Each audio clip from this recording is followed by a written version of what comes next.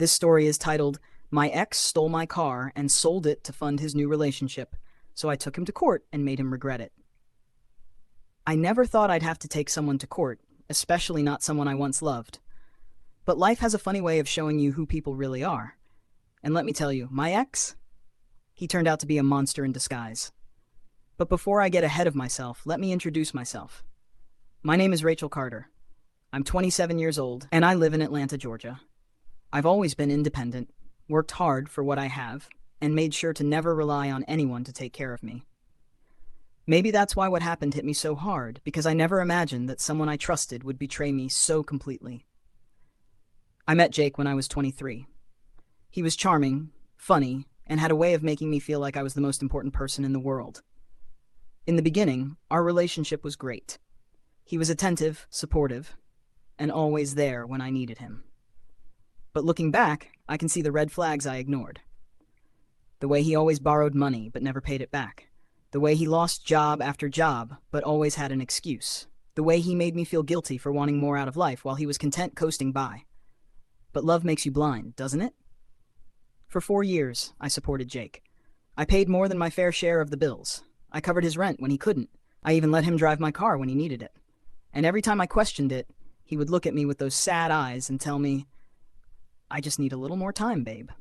Things will turn around. But they never did. Eventually, I realized I was more of a caretaker than a girlfriend. The love I had for him started to fade, replaced by frustration and exhaustion. So I made the hardest decision I'd ever made. I broke up with him. I told him it wasn't working, that I couldn't keep carrying the weight of our relationship alone. He didn't take it well. Jake begged me to reconsider. He swore he would get a job, that he would start pulling his weight. But I had heard it all before, and I was done waiting for a change that was never coming. So I moved out, got my own place, and started rebuilding my life. Or at least, I thought I did. 2 months after our breakup, I got a call from my bank about a late payment on my car loan. My heart dropped. That didn't make any sense. I always paid on time. I immediately checked my account and saw that not only had a payment been missed, but there were no records of me making the last one. That's when the sinking realization hit me. My car was still at Jake's apartment. I had let him use it occasionally since we split, mostly because he claimed he needed it to find a job. But I hadn't seen it in weeks. Panic set in as I called Jake, but he didn't answer. I texted him over and over, demanding to know where my car was. Hours passed before he finally responded, and when he did, his message made my blood run cold. Sorry, Rach, needed the money. It's gone. I felt like the ground had been ripped from under me. Gone? What did he mean, gone? I called him immediately, shaking with rage. When he finally picked up, he sounded completely indifferent, like he hadn't just committed a crime against me. What the hell do you mean, it's gone? I shouted. Jake sighed. I sold it.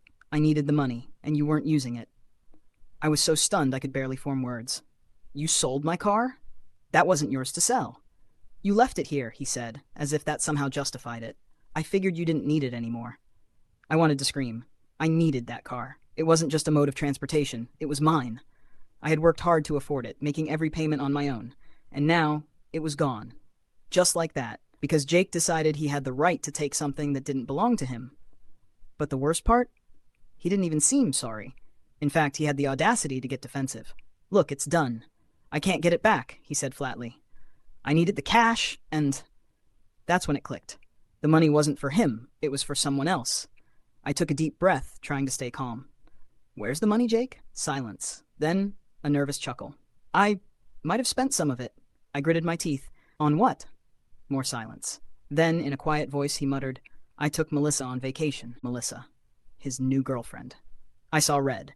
Not only had Jake stolen my car and sold it, but he had used the money to fund a romantic getaway with the woman he replaced me with. Oh, he was going to regret this. I didn't even bother arguing with him anymore. There was no point. Jake had made his choice, and now it was my turn. I was done being the nice girl. Done letting him walk all over me. I was going to take him to court. And I was going to make sure he paid. I wasted no time. The moment I hung up on Jake, I gathered every piece of paperwork I had related to my car. The title, the loan documents, the insurance records, everything. I needed proof that the car had legally belonged to me, and thankfully, I had it all. Then, I did what any rational person in my situation would do. I went straight to the police.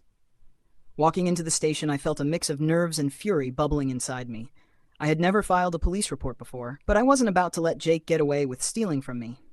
When I spoke to an officer and explained the situation, his reaction was exactly what I hoped for. "He sold your car without your consent?" he asked. Eyebrows raised. I nodded. "Yes, I never signed over the title. He had no right to do that." The officer sighed and jotted something down. "That's grand theft auto." Hearing those words sent a rush of satisfaction through me. Grand theft auto. Jake hadn't just screwed me over. He had committed a felony. The officer walked me through the process of filing a report, and I gave them everything I had. Texts from Jake admitting what he had done, my financial records, and even messages from mutual friends confirming that he had bragged about taking Melissa on a lavish vacation. After filing the police report, I took the next step, getting a lawyer. I wasn't just going to get my car back, I was going to take Jake to court and make him regret ever thinking he could get away with this. Within a week, my lawyer had everything set up. We were going after Jake for the full value of the car, plus damages. And since he had knowingly sold a vehicle that wasn't his, the law was not on his side. Jake, of course, acted like I was the villain in all of this. The moment he was served with the lawsuit, my phone blew up with messages. "This is crazy, Rach. You're seriously taking me to court over a car." No, I wasn't just taking him to court over a car.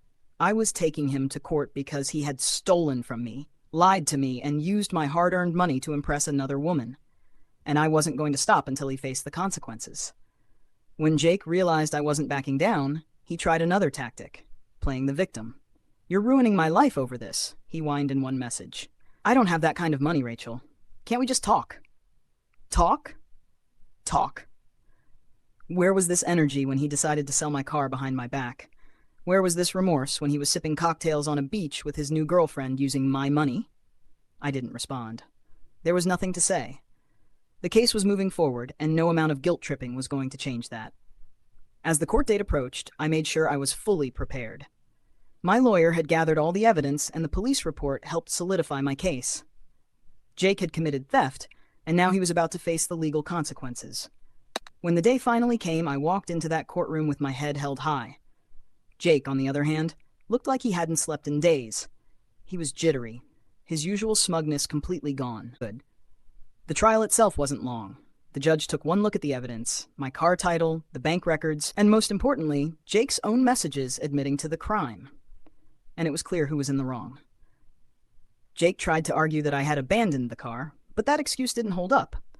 The fact that I was still making payments on the loan proved I had never given up ownership. The judge wasn't buying his lies. In the end, the ruling was in my favor. Jake was ordered to pay me back the full market value of my car, plus additional damages for the financial and emotional distress he had caused. And if that wasn't bad enough for him, he was also facing criminal charges for grand theft auto. But the best part? His new girlfriend, Melissa, the one he sold my car to impress, she dumped him the second she found out he was being sued. So not only did he lose in court, but he lost the woman he threw everything away for. Poetic justice, if you ask me. Jake's life fell apart after that. He struggled to come up with the money he owed me, and from what I heard, he ended up having to sell most of his belongings just to make the payments. He even lost his apartment because he couldn't afford rent. Meanwhile, I moved on with my life. I got myself a new car, one that no one was ever going to take from me again. And more importantly, I learned a valuable lesson.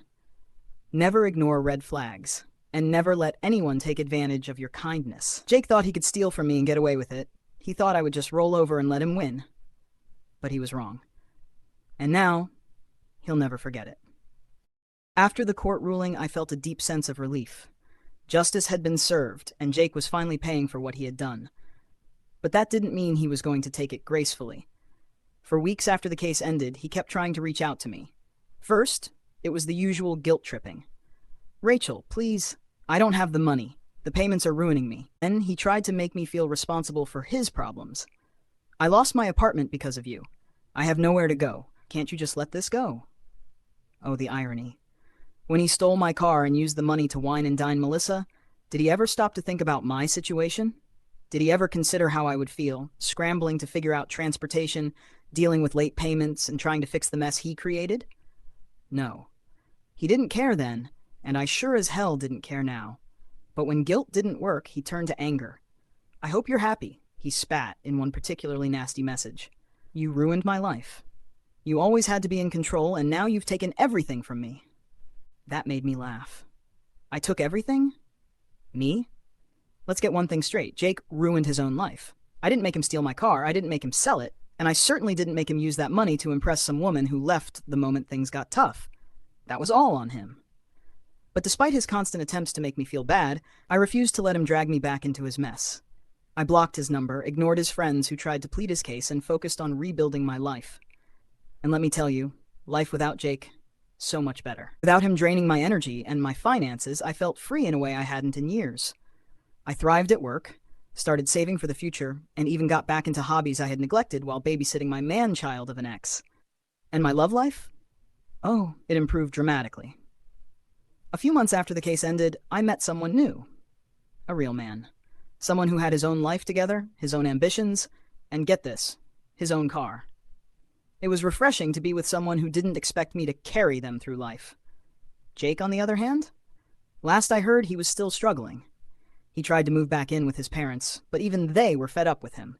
He bounced between couches, working dead-end jobs to make payments he would be dealing with for years. And honestly, he deserved every bit of it. Because if there's one thing I learned from all of this, it's that actions have consequences. And when you steal from the wrong person, those consequences will ruin you. Jake thought he could take from me and walk away unscathed. But I made sure he paid the price. And I have zero regrets. So, what's the lesson here? Never let someone take advantage of you. Never ignore the red flags just because you love someone, and most importantly, never underestimate your own power to fight back. Jake thought I was weak. He thought I'd just accept what he did and move on. But he learned the hard way that I wasn't the type to let things slide. He stole from me, betrayed my trust, and used me for years, so I made sure he faced the consequences. And honestly, it felt amazing to take my power back. If you've ever been in a situation where someone tried to walk all over you, let this be your reminder. You don't have to accept it. Stand up for yourself. Fight for what's yours. Because at the end of the day, people like Jake only get away with things if we let them. And me? I made sure he never got away with anything again. So tell me, have you ever had someone betray you like this? How did you handle it? Let's talk about it in the comments. And if you enjoyed this story, don't forget to like, subscribe, and hit that notification bell for more. Thanks for watching, and I'll see you in the next one.